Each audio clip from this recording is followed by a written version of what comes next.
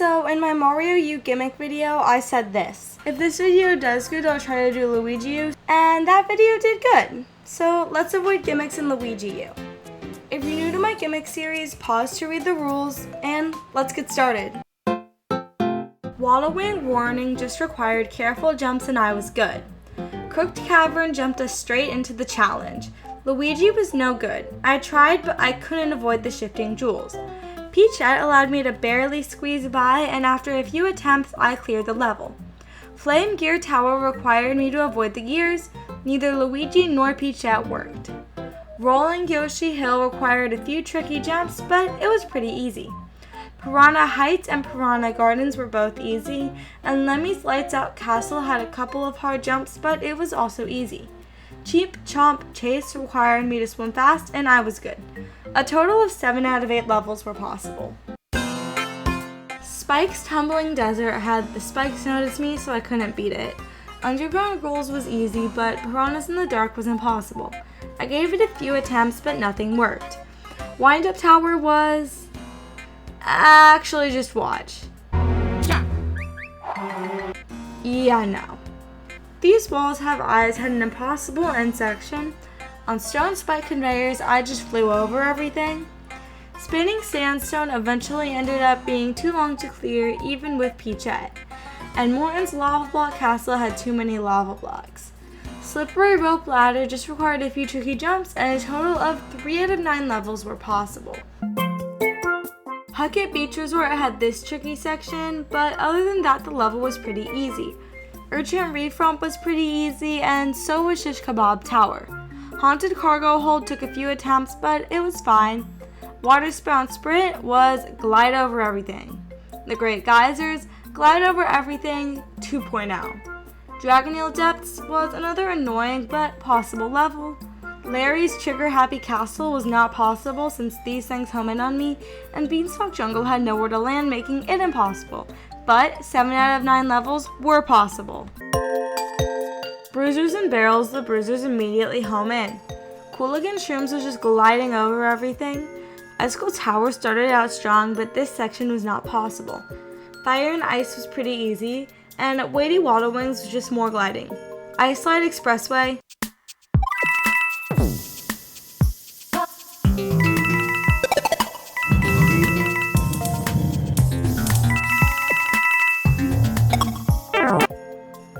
Do I need to explain? It's not possible. Peekaboo Ghost House had a bit of hope, but it didn't work out. Moody's Swamp Castle, the Thwomps definitely noticed me. And Flipper's Foes, the Flippers immediately noticed me. Only 3 out of 9 levels were possible. Giant Swing Along had this unclearable gap. Dancing Blocks Poisoned Swamp, would you look at that? Another gliding over everything level. Heart of Bramble Woods was pretty easy, and Stone Snake Tower had no chance. Boo's Favorite Haunt was pretty easy, and Painted Pipeworks I couldn't get far. I tried Peachette, but she didn't help much. Deep Sea Stone Eyes was slow but easy, and Sumo Bridge I couldn't get very far. Wiggler Floodlands just required me to pay attention, and I was good. Iggy's Swing and Chain Castle was an easy level, and all aboard it had a few large gaps, but nothing the Acorn couldn't clear. A Prairie Beetle Parade had almost no platforms, so it wasn't possible, but 7 out of 12 levels were possible. Mount Fuzzy was just a lot of gliding. Porcupuffer Cavern, Porcupuffer Home did on me, making it impossible. Smashing Stone Tower was easy, and Spike Seesaws had a few tight jumps, but it wasn't bad. Light Up Lift Tower, I couldn't get enough height to continue. However, Rising Piranha Plants was easy. Spine Coaster Stoneways, I attempted and wasn't even close. Peachette wasn't much better. Sumo Bros Spinning Tower had a few tight jumps, but it wasn't too bad. Switchlift Express had this impossible section, and Roy's Ironclad Castle was super easy, and a total of 6 out of 10 levels were possible. Frozen Fuzzies was pretty easy. Wiggler Rodeo was another pretty easy level. Rainbow Skywalk was a bit tricky at times, but it was nothing too bad. Stone Crush Tower spawned me on the Stone Crush block things. Vanishing Ghost House, I activated the Vanish so I couldn't beat it. Above the bouncy clouds was more flying over stuff, and Flame Top Ferris Wheel had this impossible section. Three-headed snake block I couldn't squeeze through, and Ludwig's block press castle was an easy level. Bowser Jr. Showdown wasn't bad. A total of 6 out of 10 levels were possible. Also, spoiler alert. Okay, let's continue. Magma Moat was really easy. Magma River Cruise had a few tricky jumps, but it wasn't bad. Hot Cogs had this tricky jump, but the end of it wasn't possible, so it didn't really matter.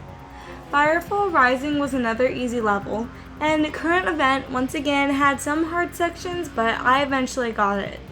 The final battle, the level itself was easy, but just like Mario U, I had to Fireball Spam to kill Bowser.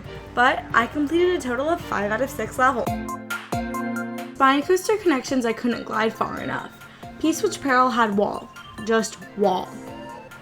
Starcoin Deep Dive had a homing in fish, so I couldn't beat it, but Hammer Swing Hideout I could just jump over everything and clear it. Under Construction once again had too much gliding. Fire Burst Sprint I beat after totally not having to Google how to beat it. Cloudy Capers was too much gliding, and Impossible Pendulums was just careful jumps. Flying Squirrel Ovation was a great and easy finish. I cleared a total of 4 out of 9 levels. So overall, I cleared 48 out of 81 levels. And added together with Mario U, I cleared 93 out of 162 levels. If you enjoyed this video, be sure to check out the Mario U version, or just click the playlist to watch all of my gimmick videos. If you enjoyed, don't forget to like and subscribe. Now, I am never playing a new Super Mario Bros. Game again. Or at least until I change my mind.